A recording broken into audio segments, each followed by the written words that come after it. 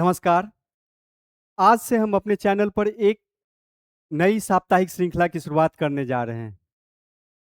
इस श्रृंखला में हम उस हफ्ते की किसी एक ज्वलंत मुद्दे को उठाएंगे और उस पर बात करेंगे। एक एक्सप्लेनर वीडियो बनाएंगे। उस एक्सप्लेनर वीडियो का उद्देश्य खबरें बताना नहीं होगा। उस एक्सप्लेनर वीडियो का उद्देश्य सिविल सेवा परीक्षा के दृष्टिकोण से इस मुद्दे की व्याख्या करना होगा। तो बिना देरी किए शुरू करते हैं। आज का टॉपिक वो है how India's biggest temples safeguard donations.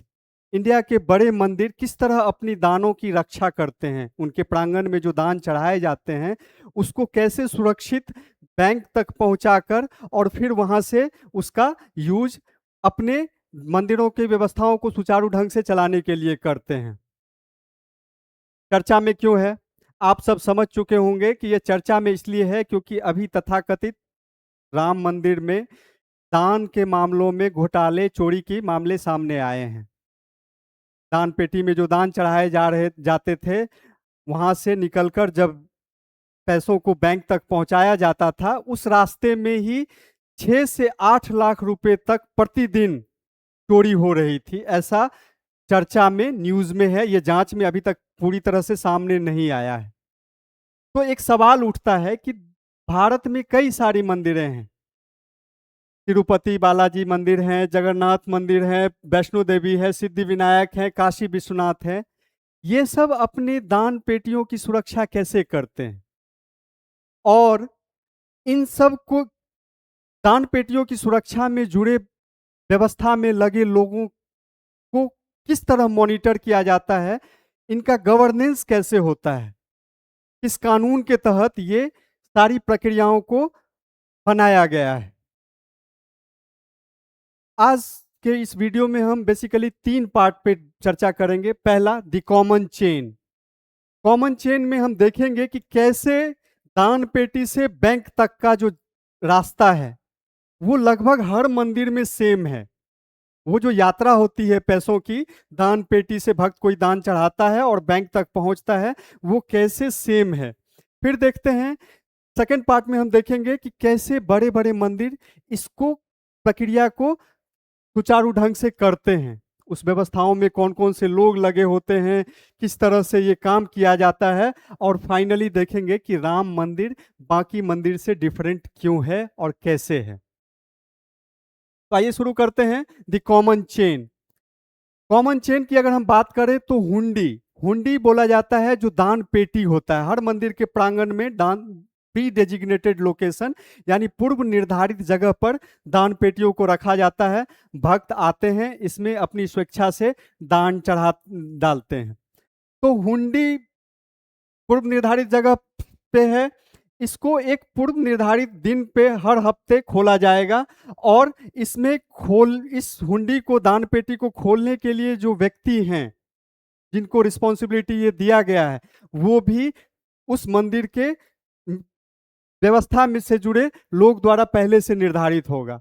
इनकी जवाबदेही होगी कि इस दान पेटी के पैसों को निकालें और ऑफरिंग्स को निकालें और इसको लेकर फाइनली जाएं काउंटिंग सेंटर पर।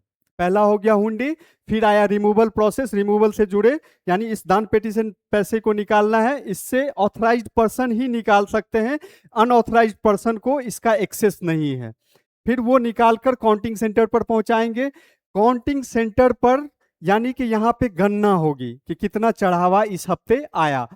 यहाँ पर सिर्फ पैसों की ही गणना नहीं होगी, बल्कि भक्तजन कई बार क्या करते हैं कि दान के साथ साथ कुछ वैल्यूबल्स भी चढ़ाते हैं, जैसे आभूषण चढ़ाते हैं, कोई दूसरा वस्तु चढ़ाते हैं जो बहुत उनकी नज़र में बहुत कीमती सामान है। तो यहाँ पे इनको भी सेग्रीगेट किया जाता है। कैश, नगद को एक जगह रखा जाएगा, सोना चांदी आभूषण को अलग रखा जाएगा और दूसरे वस्तु जो होंगे उनको अलग किया जाएगा। जब काउंटिंग सेंटर पे फाइनली सेग्रीगेशन हो गया, काउंटिंग हो गया, तो उसको रिकॉर्ड किया जाता है। इसको एक प्री डेजिग्नेटेड फॉर्म में रिकॉर्ड किया जाता है। हर मंदिर का अपना अपना फॉर्म होता है, उसमें विजिलेटर्स होते हैं। सब लोगों की निगरानी में उस फॉर्म को भरा जाता है और जो रिस्पॉन्सिबल व्यक्ति होते हैं वो उस पर साइन करते हैं और फाइनली उस चढ़ावे को बैंक तक पहुंचाया जाता है। बैंक में उस मंदिर का अपना एक अकाउंट होता है, उस अकाउंट में उन सारे पैसों को, वैल्यूएबल सामान को डाल दिया जाता है।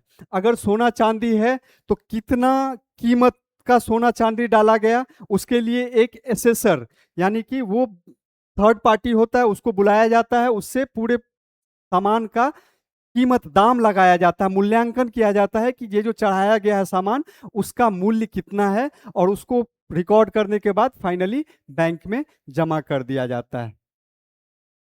तो बात यह है कि किसी भी मंदिर में दान पेटी से जो बैंक का जर्नी होता है ये सब समान होता है, कोई नया चीज इसमें नहीं होता है। पूरी की पूरी प्रक्रिया सीसीटीवी सर्विलांस में, सीसीटीवी की निगरानी में होता है। जब भक्त जहां दान पेटी में दान डालते हैं वो स्थान भी सीसीटीवी में कैद होता है, और जो जब पैसे निकलते हैं और पैसा अपना यात्रा करती है काउंटिंग सेंटर तक, काउंटिंग से फिर बैंक तक, सब कुछ सीसीटीवी की निगरानी में होता है। तो डिफरेंट मंदिर्स में ये प्रक्रिया सेम होती है। इंडिया के किसी भी मंदिर में चले जाएंगे प्रक्रिया यही होगी। तो चेंज क्या होता है? चेंज होता है कि ये जो संस्थागत नियम है, संस्थागत प्रक्रिया है, संस्थाएं हैं, वो जो मॉनिटर कर रही हैं उसमें डिफरेंस होता है। हर मंदिर का अपना अपना एक प्रक्रिया है, एक डिफरेंट संस्था है, संस्था से जुड़े लोगों का भी नेचर, प्रकृति डिफरेंट है, और वही लोग उन इस प्रोसेस को गवर्न करते हैं। तो हम आते हैं अयोध्या राम मंदिर पर। सबसे पहले ये एक ट्रस्ट लेड सिस्टम है। इस अयोध्या राम मंदिर का निर्माण जो हुआ है वो ट्रस्ट की देखरेख में सारी प्रक्रिया होता है। एक ट्रस्ट 15 व्यक्तियों का एक टॉप पे बैठा हुआ ट्रस्टी होते हैं। ये ट्रस्टी सारी प्रक्रिया का सुपरविजन करते हैं। इस प्रोसेस में अगर राम मंदिर की बात करें तो यहाँ 35 हुंडी ऑपरेट कर रहे हैं, यानी कि डिफरेंट लोकेशन में राम मंदिर के प्रांगण में 35 दान पेटी जगह जगह पर लगे हुए हैं, और इस दान पेटी को एक ऑथराइज्ड ऑफिशियल ही खोलेगा with an SBI representative present. एक एसबीआई का representative, state bank of India जो है उसका रिप्रेजेंटेटिव आएगा, और जो ऑथराइज ट्रस्ट का आदमी होगा वो इस हुंडी को खोलेगा, इसको काउंटिंग सेंटर तक पहुंचाएगा। काउंटिंग सेंटर पे भी एक एसबीआई का पर्सन रहेगा मौजूद जब गणना हो रहा होगा, और ट्रस्ट के एम्प्लॉय वहां होंगे।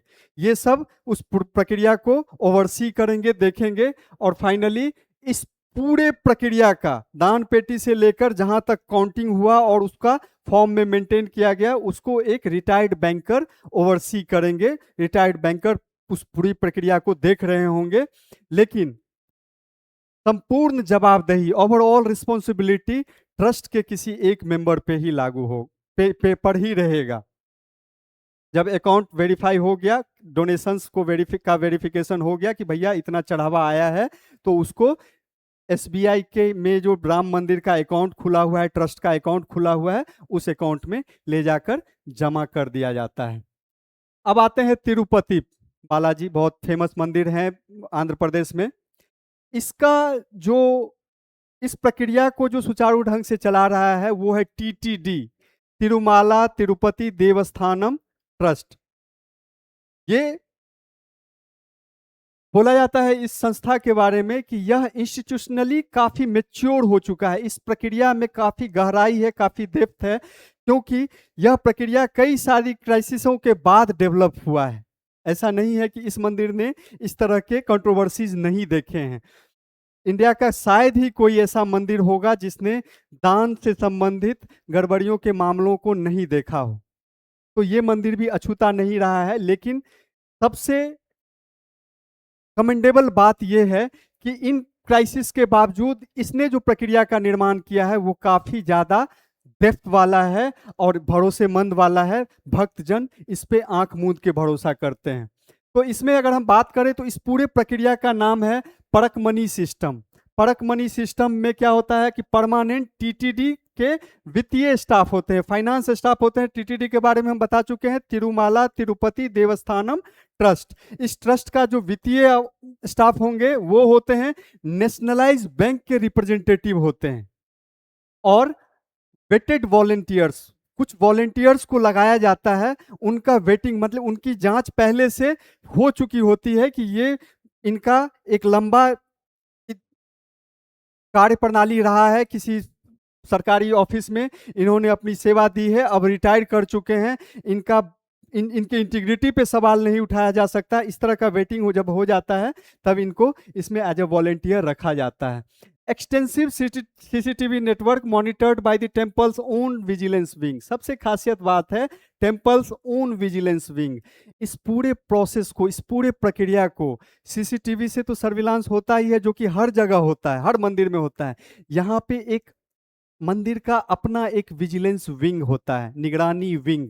यह निगरानी विंग लगातार सीसीटीवी को मॉनिटर करता है, साथ साथ पूरी प्रक्रिया को भी मॉनिटर करता है। अगर किसी को भी किसी भी प्रक्रिया में संदेह है तो इस निगरानी विभाग को कंप्लेन कर सकते हैं। वो फिर से सारा ऑडिट ट्रेल होता है, सब कुछ जांच में आएगा। जांच का प्रक्रिया बृहत रूप से बना हुआ है। तो ये सेकंड पॉइंट हो गया कि विजिलेंस इनका अपना एक विंग है।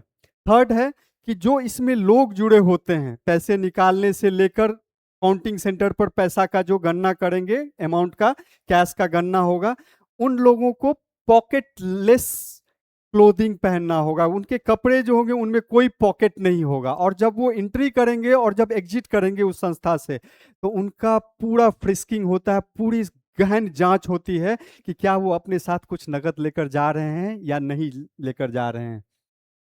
जब पैसों का ट्रांसपोर्टेशन होता है वो भी आर्मर्ड व्हीकल में होता है। ऐसा नहीं है कि दो लोग उठे और उस दान बक्सा को उठाए और लेके चले गए काउंटिंग सेंटर पर, फिर काउंटिंग सेंटर पर गणना हुआ, उसको पेटी में बंद किया और उसको लेके चले गए बैंक। ऐसा नहीं होगा। ये armoured cash transport vehicle arrangement होगा और पूरी प्रक्रिया के तहत इन पैसों का ट्रांसपोर्टेशन होगा। Access to each stage is strictly role segregated. ऐसा नहीं है कि हर जगह जिसको मनाया वो उस जगह को एक्सेस कर सकता है, नहीं। जो आपका रोल है, जो आपको जवाबदेही दिया गया है, उसी के अनुसार आप निर्धारित जगहों तक ही जा सकते हैं, उसके आगे आपको एंट्री नहीं मिलेगा। अगर आपको सिर्फ ये जवाबदेही दिया गया है कि आप दान पेटी को उठाएं और काउंटिंग सेंटर तक पहुंचाएं, तो आप काउंटिंग सेंटर पर जो निर्धारित जगह है वहां पे दान पेटी को पहुंचाकर जो ऑफिशियल जिनको सुपुर्द करना है वहां पे उनका रिसीविंग लेकर आप उसके आगे नहीं जा सकते हैं। तो इस तरह से रोल सेग्रीगेशन और एक्सेस सेग्रीगेशन किया, रिस्ट्रिक्टेड एक्सेस है। अब आते हैं जगन्नाथपुरी। जगन्नाथपुरी मंदिर की खासियत यह है कि इसमें पूरी प्रक्रिया को कोडिफाइड किया गया, यानी इसको एक कानून बनाकर लिखित रूप से सारी प्रक्रिया को डॉक्यूमेंट किया गया है। सब कुछ लिखा हुआ है। हुंडी ऑपरेटेड अंडर टेम्पल एडमिनिस्ट्रेटर और गजेटेड ऑफिसर, यानी कि जो दान पेटी है उसका जो ऑपरेशन होगा वो या तो टेम्पल अपना एक एडमिनिस्ट्रेटर नियुक्त करेगा या फिर सरकार का एक गजेटेड ऑफिसर होगा जिसके देखरेख में होगा। A managing committee member sits in as an independent witness. एक मैनेजिंग कमिटी होता है इस मंदिर का, उस कमिटी का एक सदस्य इस पूरे प्रक्रिया को इंडिपेंडेंट विटनेस की तरह, एक गवाह की तरह, साक्ष्य की तरह देखेगा। वो उस प्रोसेस में इन्वॉल्व नहीं होगा, बस एक दूरी मेंटेन करते हुए इस पूरे प्रोसेस को देखेगा कि जो कोडिफाइड नियम है, जो हमने नियम लिखा है, उस नियम के अनुसार इस प्रक्रिया को फॉलो हो रहा है, किया जा रहा है या नहीं किया जा रहा है। Every hundi is sealed before and after opening. Entries go into statutory forms. जब हुंडी खुलेगा तो उससे पहले भी वो हुंडी सील्ड होगा। सील टूटेगा जब, तो उसको खुलने के लिए भी जो ऑथराइज्ड पर्सन होंगे उनके सामने ही खोला जाएगा। पैसा निकला और फिर वापस से उस दान पेटी को उसी तरह सील करके उसी लोकेशन पर रख दिया जाएगा। जो एंट्री जो दान चढ़ाया गया उसका जब गणना हो गया तो उसके लिए एक स्टैट्यूटरी फॉर्म बना हुआ है। उस फॉर्म में उसी तरह से जो उसका ढांचा बना हुआ है उसी तरह उसमें एंट्री किया जाएगा और फाइनली सीसीटीवी मॉनिटरिंग के साथ उसको बैंक में पहुंचाया जाएगा। अगला है वैष्णो देवी। वैष्णो देवी मॉडल जो है वो कंप्लीट कॉर्पोरेट स्टाइल मॉडल पे है, यानी कि यहाँ पे boxes opened by committees. Committee जो है कंसिस्ट होगा account officer, area manager, security, not by individual trustee. Corporate style में क्या होता है कि अकाउंटेबिलिटी जो है वो काफी डिस्बर्स्ड होता है, कि किसी एक आदमी में सेंट्रलाइज्ड पावर नहीं होता है, पावर का डिसेंट्रलाइजेशन होता है। हर आदमी को अलग अलग पावर दिया गया है, एक ही आदमी के पास सारा पावर नहीं होगा। तो यहाँ पे एक कमिटी होता है, कमिटी में अकाउंट ऑफिसर होंगे, एरिया मैनेजर होगा, सिक्योरिटी पर्सनल्स होंगे। ये सब जब मौजूद होंगे तभी उस दान पेटी को खोला जाएगा। Finance, security and operations run through specialised department under the shrine board. Jammu Kashmir Vaishno Devi shrine board जो है, उस श्राइन बोर्ड के डिफरेंट स्पेशलाइज्ड डिपार्टमेंट बने हुए हैं श्राइन बोर्ड में। फाइनेंस डिपार्टमेंट है, सिक्योरिटी डिपार्टमेंट है, ऑपरेशन डिपार्टमेंट है।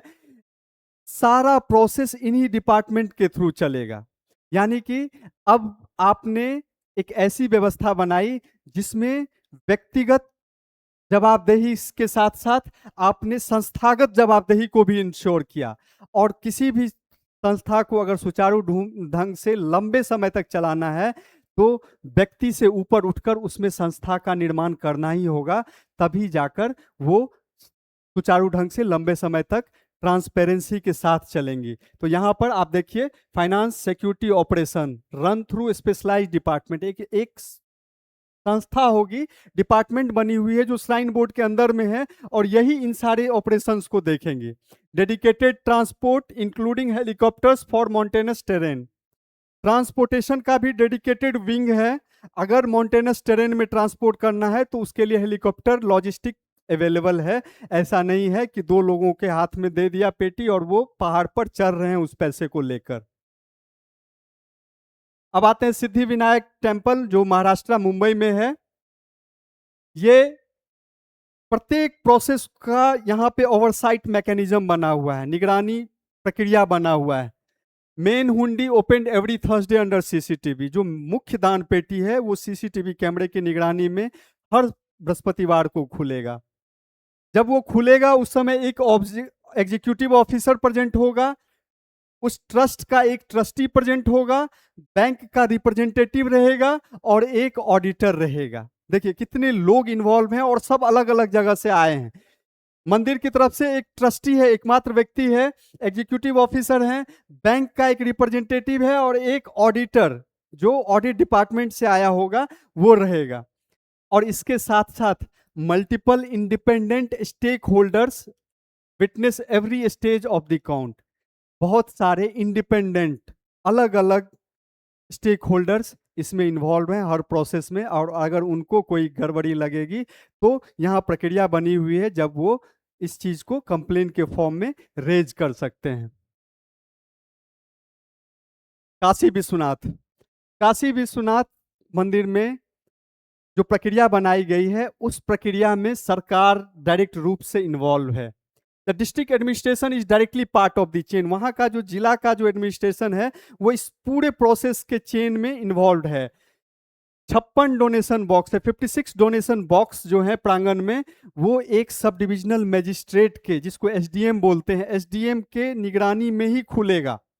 आप ऐसे नहीं खोल सकते हैं, डेजिग्नेटेड डे पर वो एसडीएम आएंगे और उनके समक्ष ही इस बॉक्स को ओपन किया जाएगा। Counting before bank official and a retired gazetted officer. पैसों की जो गणना होगी जब आप काउंटिंग सेंटर पर पहुंचा देते हैं उस दान पेटी के कंटेंट को, दान पेटी को, तो वहां जो गणना होगा उसमें एक बैंक ऑफिशियल का प्रेजेंट रहना बहुत जरूरी है और एक रिटायर्ड गजेटेड ऑफिसर यानी कि सरकारी सेवा से निवृत्त पदाधिकारी वहां पे रहेगा। Deposit receipt create an audit trail. आप हर जगह पे एक डिपॉजिट रिसीट दिया जाएगा जिससे कि किस जगह पे पैसों का मूवमेंट कैसे हुआ उस डिपॉजिट रिसिप्ट के थ्रू आप पता लगा सकते हैं। Jewellery valued by government approved appraisal. जो सरकार जिस व्यक्ति को अपॉइंट करेगी कि यही इसका मूल्यांकन कर सकता है कि कितने मूल्य का आभूषण चढ़ाया गया है, वही व्यक्ति आएगा, उस आभूषण को देखेगा या उस वैल्यूएबल डोनेशन को देखेगा, उसका मूल्यांकन करेगा, उस फॉर्म में अंकित करेगा और फाइनली उसको बैंक में जमा किया जाएगा। यानी कि इन सारी व्यवस्था में एक प्रक्रिया इन्वॉल्व है जो कानून के प्रति जवाबदेह है, और इसके पीछे कानून क्या है वो हम अभी देखेंगे। अब जो अगला सेक्शन है उसमें हम मेजॉरिटी देखने वाले हैं कि किस तरह राम मंदिर बाकी मंदिर से डिफरेंट है। उसमें सबसे पहला आता है स्टैच्यूट वर्सेस ट्रस्ट डीड। यानी कि बाकी मंदिर जो है किसी न किसी एक्ट, किसी न किसी कानून द्वारा बनाए गए हैं, लेकिन राम मंदिर के साथ ऐसा नहीं है।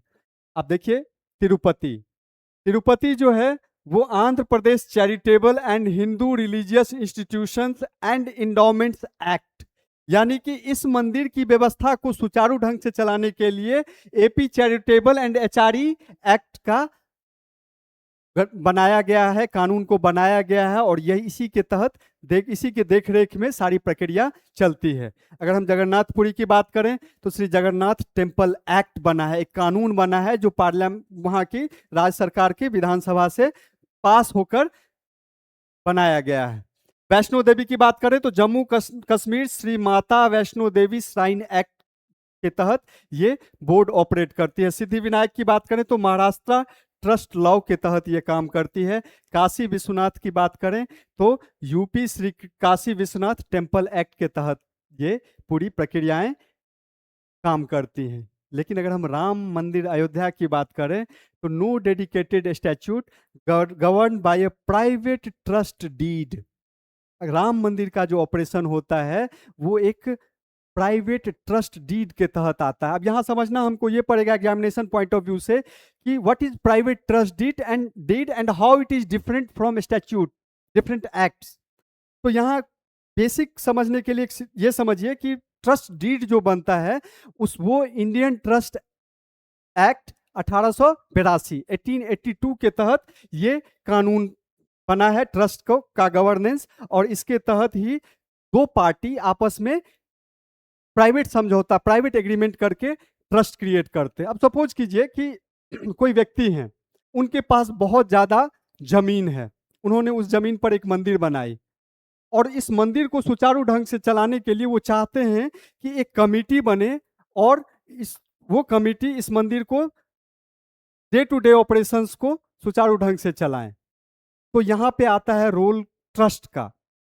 वो जो व्यक्ति हैं जिनका वो एसेट है, जो वो मंदिर जिन्होंने उस मंदिर को बनाया है, वो अलॉटर कहलाते हैं, व्यवस्थापक। तो वो व्यवस्थापक के तौर पे क्या करते हैं, एग्रीमेंट करते हैं ट्रस्ट डीड के तहत। ये एक प्राइवेट एग्रीमेंट होता है। इस प्राइवेट एग्रीमेंट में इस मंदिर को कैसे चलाया जाए, क्या रोल और रिस्पॉन्सिबिलिटी होगा, कितने व्यक्तियों का ये बोर्ड होगा जो इस मंदिर के देखरेख, मंदिर की प्रक्रियाओं का देखरेख करेगा, ये सब उस डीड में पहले से निर्धारित होता है। तो आप अब तक समझ चुके होंगे कि वो जो अलॉटर, जिसको हम व्यवस्थापक बोलते हैं, उसका एक बहुत बड़ा रोल होता है, क्योंकि वो ही निर्धारित करता है कि ये मंदिर किस किस प्रक्रिया के तहत चलनी है, कौन कौन से लोग होंगे, उन लोगों के चयन की प्रक्रिया क्या होगी, उनका बैकग्राउंड क्या होना चाहिए, जो इस मंदिर के डिफरेंट पोस्ट पे आकर अपने काम को सुचारू ढंग से करेंगे। तो यहाँ पे अगर हम राम मंदिर की बात करें तो राम मंदिर में अलॉटर यानी व्यवस्थापक गवर्नमेंट ऑफ इंडिया थी। पर्टिकुलरली अगर हम बात करें तो ministry of home affairs, ministry of home affairs इसकी व्यवस्थापक थी। व्यवस्थापक का काम तब तक था जब तक कि एक ट्रस्ट का गठन नहीं हो जाता है।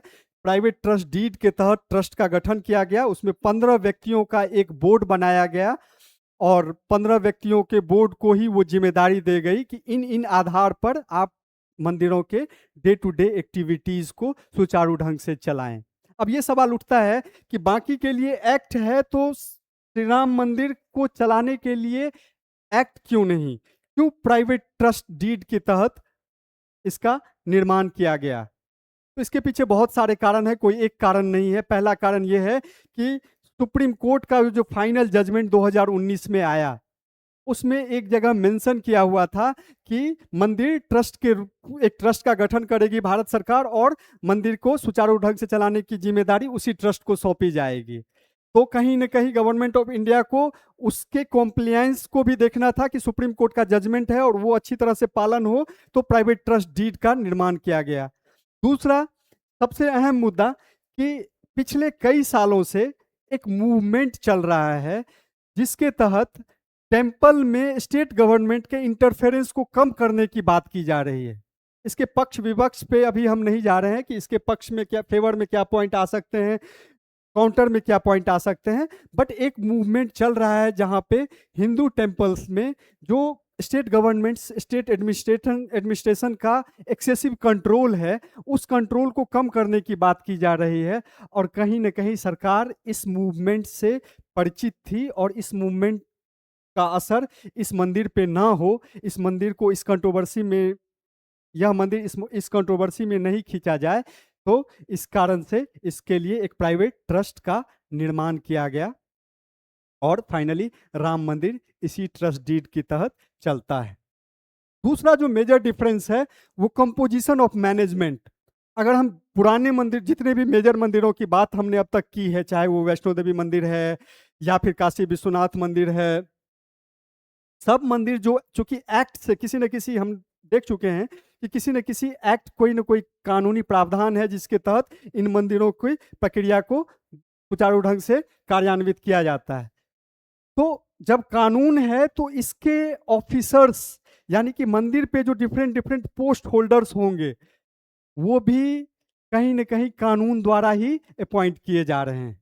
उन, अगर कानून द्वारा अपॉइंटमेंट हो रहा है तो कहीं ना कहीं उस पोस्ट के लिए क्राइटेरिया भी होगा कि इस पोस्ट पे, अगर ये अकाउंटिंग पोस्ट है तो वहां पे बैठने वाले व्यक्ति का अकाउंटिंग बैकग्राउंड होना चाहिए। तो इस तरह से सबका जो पोस्ट होल्डर्स हैं सबका क्राइटेरिया है और डिफरेंट डिफरेंट बैकग्राउंड्स हैं। कोई एग्जीक्यूटिव ऑफिसर्स हैं, स्टैट्यूटरी एडमिनिस्ट्रेटर हैं, गवर्नमेंट नॉमिनीज हैं, मैजिस्ट्रेट्स हैं, ऑडिटर्स हैं।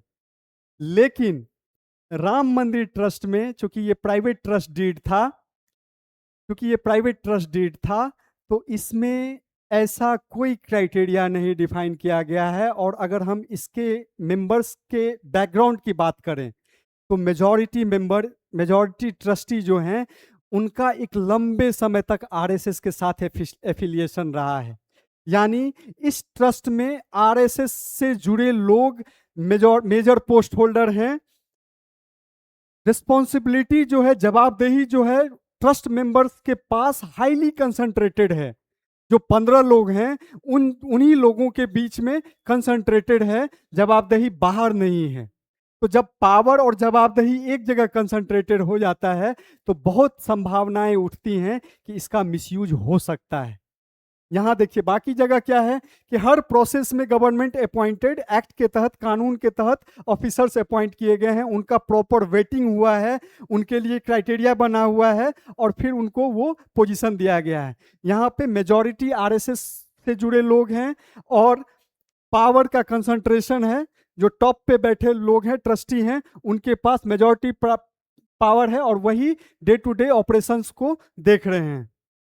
और कोई ऐसा फ्रेमवर्क नहीं है जिसके तहत इन पावरों का विकेंद्रीकरण, इन सत्ता का विकेंद्रीकरण जिसको बोलते हैं डिवोल्यूशन ऑफ पावर, वो नहीं है। वीकनेस की बात अगर हम करें तो नवंबर 2020 में राम मंदिर ट्रस्ट ने अपनी ही एक इंटरनल कमिटी बनाई कि हम मंदिर को किस तरह से सुचारू ढंग से चल रही है कि नहीं चल रही है और किस तरह से इसको और अच्छा कर सकते हैं। उस मंदिर के इंटरनल कमेटी की रिपोर्ट ने ही इस चीज़ को हाईलाइट किया कि यह मंदिर की व्यवस्था, जो मैनेजमेंट है, वो हाईली अनप्रोफेशनल है। ध्यान देंगे यहाँ पर कि इनकी अपनी इंटरनल ऑडिट रिपोर्ट ने बोला कि management process is highly unprofessional, और ये रिपोर्ट नवंबर 2020 में आया है और अभी हम लोग 2026 में हैं। तो सवाल यहाँ उठता है कि जब आपकी इंटरनल ऑडिट रिपोर्ट ने इस पूरे प्रोसेस को हाईलाइट किया कि ये पूरा प्रोसेस जो है हाईली अनप्रोफेशनल है, और उन्होंने नरेट भी किया कि आखिर क्यों हाईली अनप्रोफेशनल है। Found no systematic financial reporting, आपने देखा कि बाकी मंदिरों में फाइनेंशियल रिपोर्टिंग का एक फॉर्मेट बना हुआ है, एक ढांचा बना हुआ है, सिस्टम बना हुआ है। यहाँ कोई सिस्टमेटिक फाइनेंशियल रिपोर्टिंग का ढांचा नहीं है, कोई एसओपी नहीं है। जब आप कोई प्रक्रिया करते, कोई काम करते हैं, तो आपका एक एसओपी होता है। आप पहले जाते हैं, अगर आप अपने ही दुकान जाते हैं, आप अगर कोई दुकान चला रहे हैं, तो आप क्या करते हैं? सबसे पहले दुकान जाते हैं, चाबी खोलते हैं, गेट खोलते हैं, फिर सारे एसी ऑन करते हैं, लाइट ऑन करते हैं। तो यानी एक एसओपी बना हुआ, हर दिन जाके सबसे पहला काम वही करेंगे, दूसरा काम वही करेंगे। मंदिर जैसी व्यवस्थाओं के भी सुचारू ढंग से चलाने के लिए एक एसओपी बनता है, लेकिन यहाँ पे वो नहीं है। क्लियर हायरार्की नहीं है, जिसको जहां मन है वहां घुस रहा है, बिना हायरार्की के सिस्टम ऑपरेट हो रही है। स्ट्रॉन्गर मार्कर चेकर कंट्रोल, कोई कंट्रोल के लिए स्ट्रॉन्ग व्यवस्था नहीं बनी हुई है। एचआर प्रोसेस नहीं है, फॉर्मल एचआर प्रोसेस कि किसको कब कहां अपॉइंट किया जाना चाहिए, किस विंग में किस व्यक्ति को रखा जाना चाहिए, इसके लिए ह्यूमन रिसोर्स मैनेजमेंट की व्यवस्था नहीं है। ज्वेलरी इन्वेंट्री रजिस्टर नहीं है। ज्वेलरी आभूषण दे रहे हैं, आभूषण को एसेस किया जा रहा है, उसका मूल्यांकन हो रहा है, और उसको इन्वेंट्री रजिस्टर क्रिएट किया जाता है, जहां पे आप लिखते हैं कि फलाने हफ्ते में इतने मूल्य की आभूषण आए और ये आभूषण चढ़ाए गए थे। वो सब कुछ मिसिंग है। और सबसे बड़ी बात कि नो मैंडेटरी पब्लिक ऑडिट। बाकी जगह कानून के द्वारा बनाई गई जो व्यवस्था है, उसमें सरकार समय समय पे मंदिर के फाइनेंसेस के, मंदिर के रिकॉर्ड्स का ऑडिट करती है। और वो ऑडिट एक्सटर्नल ऑडिट होते हैं, बाहर के लोग, सरकारी व्यवस्था से जुड़े लोग आते हैं और उसको ऑडिट करते हैं। क्योंकि ये प्राइवेट ट्रस्ट डीड द्वारा बना हो गया है, तो इसका ऑडिट नहीं होता है। इस ऑडिट प्रोसेस में कोई इन्वॉल्व नहीं होता है, बाहर के लोग नहीं कर सकते हैं। और यह मुद्दा कोर्ट में कई बार उठाया जा चुका है कि यह पूरा प्रोसेस, राम मंदिर का प्रोसेस इतना ओपैक है, ट्रांसपेरेंसी नहीं है, और पब्लिक ऑडिट तो आप भूल ही जाएं। लेकिन चूंकि प्राइवेट ट्रस्ट डीड के द्वारा बनाया गया है, तो कोर्ट भी बहुत ज्यादा हस्तक्षेप नहीं कर पाती है। फाइनली आते हैं उस बात पे, as a UPSC civil servant अगर आप इस एग्जाम की तैयारी कर रहे हैं, तो आपको समझना होगा कि किसी भी पहलू का जीरो और वन साइड नहीं होता है। एक जीरो हुआ, एक वन हुआ, बीच में कुछ नहीं।